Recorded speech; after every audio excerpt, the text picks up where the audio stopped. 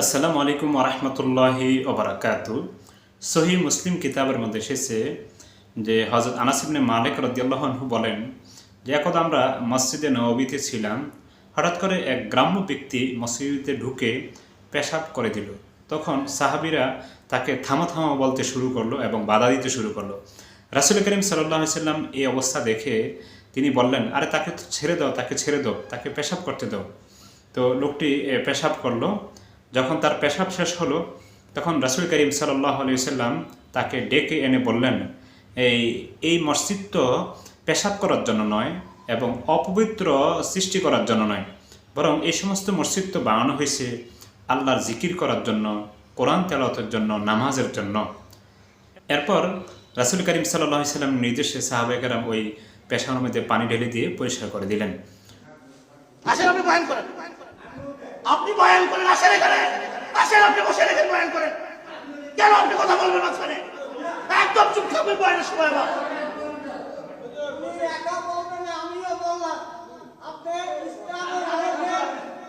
আসেন আপনি বয়ান করেন।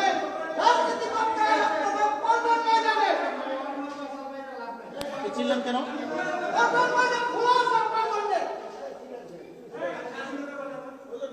স্বাধীনতার কথা বলবো না, কিসের কথা বলবো? কেন এইখানে বিগত আওয়ামী লীগ সংগ্রামের কথা বলছি, কেউ টু শব্দ করার সাহস করে নাই। আপনি কেন আজকে টু শব্দ করবেন? কেন আজকে আপনি টু শব্দ করবেন এখানে?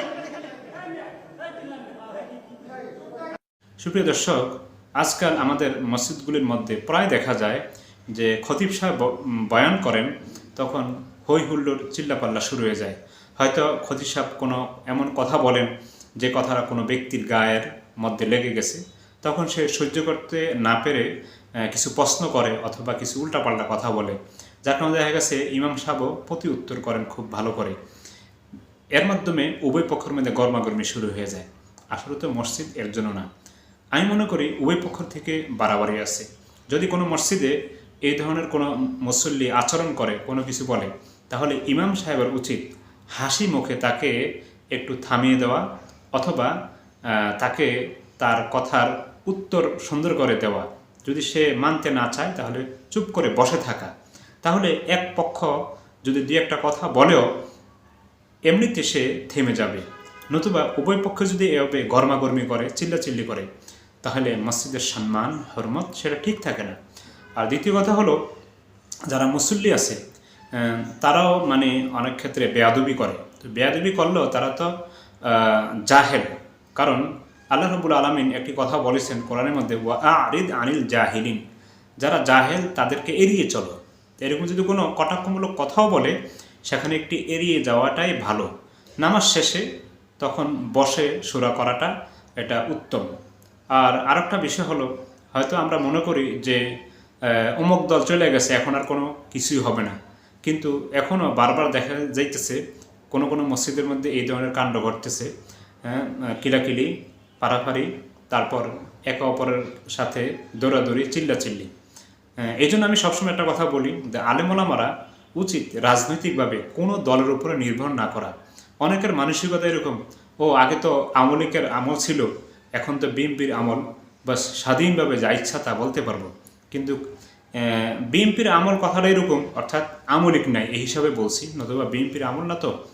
তো যাই হোক, স্বাধীনভাবে আপনি কথা বলতে পারবেন। দেখেন এখনও কিন্তু বিএনপি ক্ষমতা আসে নাই, অনেক মসজিদের মধ্যে শুরু হয়ে গেছে গরমাগর্মি। হয়তো আলেম ওলামারা কিছু উচিত কথা বলছেন অথবা হেকমতিভাবে বলতে পারেন নাই, কিন্তু তাদের গায়ে লেগে গেছে। এই জন্য উচিত আলেম ওলামারা এক হয়ে, একজোট হয়ে চলা, খুঁটিনাটি এগুলি ছেড়ে দেওয়া, এগুলি পরিহার করা, কইরা একসাথে এক কাঁধে কাঁধে মিলে চইলা একটা ভালো দুর্গ ঘরে তোলা। তাহলে সকলের জন্য ভালো হবে।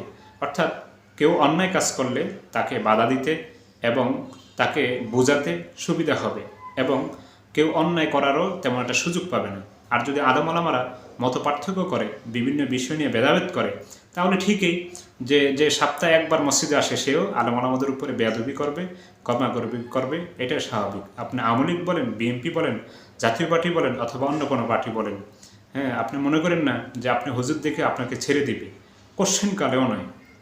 আশা করি বিষয়গুলি বুঝতে পেরেছেন। আসসালামু আলাইকুম।